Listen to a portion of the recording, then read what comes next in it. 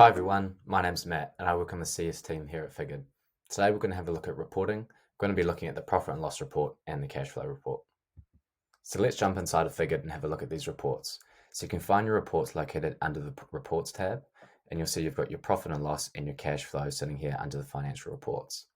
So I've got the profit and loss loaded on another tab here, and you see I've got it for 2022, actuals plus forecast, and actuals to last month, which for me is November.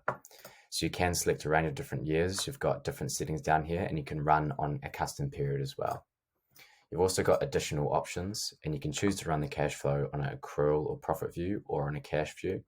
And you've also got the display data option with monthly, what I've set to here, or annually. You can also check to show the quantities, which I can add on here. I'll expand all. And you can see, looking at this report, and our income for our sales beef R1 bulls, we've got the quantity next to the dollar amount there. So that's a useful feature we can have. Now also you can run a comparison period. So I haven't selected anything on this, but we'll check that out over in the cash flow. If I collapse all, as this is in profit and loss, if we scroll down to the bottom line, you can see we're concerned with our net profit here, and we're not looking at any non-operating movements. So we'll jump to the cash flow. And you'll notice we've got very similar options here. You can only run the cash flow on a cash basis, however. I've got similar settings here. If I click additional options, you'll notice that I have selected a comparison period here. So for the comparison period, you can choose whether that's actuals and forecasts. You can choose from previous period, or you can choose to compare with your snapshots. So in this example, I've chosen my annual plan or my budget for 2022. So what we can now see, if we scroll down, so we've got this blue comparison line here. So this is our budget, which is our annual plan or our snapshot for 2022. And we can see those direct comparisons against what we've actually earned, all the way up to our actuals to November and then forecast through December. If we come up and collapse all, as we are looking at the cash flow, you can see on the bottom line, we're concerned with the net cash movement along with the opening and closing balances. And you can also see we've got our non-operating movements included in here as well. Now all Figure reports have got the same options for sharing.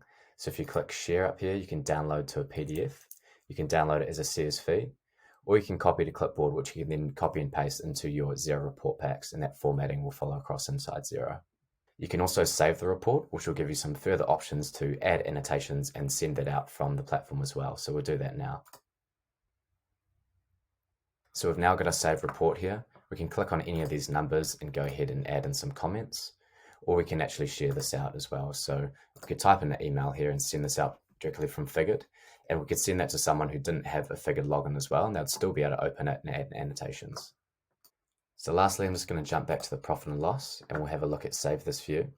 So if you're using the same settings frequently on a monthly basis, what can help you save some time is if you save the view settings, and you can jump back in and just click that view and then run the same report. What can help for this, if you're using dynamic dates, so if you've got your actual set to last month or this month, rather than selecting a specific date, because obviously if you run that next month, if I've got it set to November, that will then remain at November rather than the last month. So we'll go ahead and click save this view, and I'll save this as LP and L4. And we've got some visibility options here. So private is private to your own login. Shared is anyone who has access to the farm. And you can also save it at an organizational level. So this will mean anyone in your organization will also be able to access the save view if the farm is on the same subscription type. So I'll set this to shared for now, and I'll save this view. So you can see that view has been saved here. So when we come into the report, we could select that view, run it, and it will come off all the options that were attached to that save view. We could also view details, so we can delete this view here, and we can also save and update the view as well. So if we wanted to change any of the visibility options, you could save it as a new view or just update it as the same. So that sums up the demo for today. If you've got any questions, you can always reach out to us through the green chat bubble, and we'll be happy to help.